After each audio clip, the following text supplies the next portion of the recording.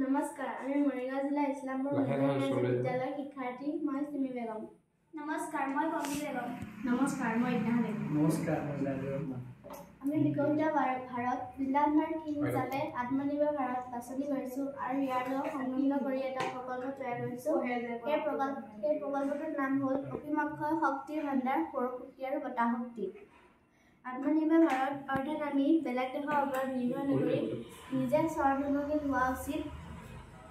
আমি এই ক্ষেত্ৰত নিজৰ দেশৰ কাৰণে বিবিধ শক্তি আহৰণ কৰিব পাৰোঁ আৰু আমি বিদ্যুৎ শক্তি যদি বেছি পৰিমাণে ব্যৱহাৰ কৰোঁ তেন্তে এই বিদ্যুৎ শক্তি এটা সময়ত শেষ হৈ যোৱাৰ সম্ভাৱনা আছে গতিকে আমি বিদ্যুৎ শক্তি অতি কম পৰিমাণে ব্যৱহাৰ কৰিব লাগে আৰু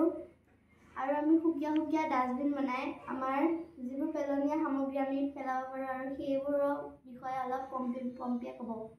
আমি আমাৰ প্ৰজেক্টটোত 3টা ডাষ্টবিন সংৰক্ষণ কৰিছোঁ ডাষ্টবিন 3টাৰ বেলেগ বেলেগ ভাগ আছে নীলা ৰঙৰ ডাষ্টবিনটোত আমি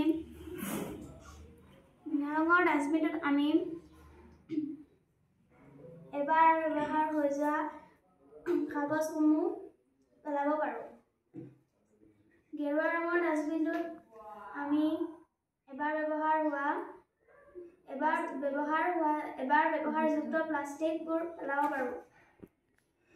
সেউজীয়া ৰঙৰ ডাষ্টবিনটোত আমি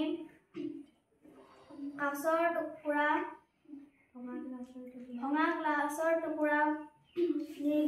সংৰক্ষণ কৰিব পাৰোঁ এইবোৰক আমি ৰিচাইকেল কৰি পুনৰাই মানুহৰ উপযোগী কৰি তুলিব পাৰোঁ আৰু এনেদৰে আমি সংৰক্ষণ কৰি আমি আকৌ ৰিচাইকেল কৰি আকৌ পুনৰ ব্যৱহাৰ কৰিব পাৰোঁ এনেধৰণৰ কাম কাজ উন্নয়ন অনুশীলনীৰ দ্বাৰা আমাৰ ভাৰতখন কিছু পৰিমাণে আত্মনিৰ্ভৰশীল হৈ পৰিব আৰু বতাহ শক্তি আৰু সৌৰশক্তিৰ ব্যৱহাৰ কিছু পৰিমাণে বাঢ়িব ধন্যবাদ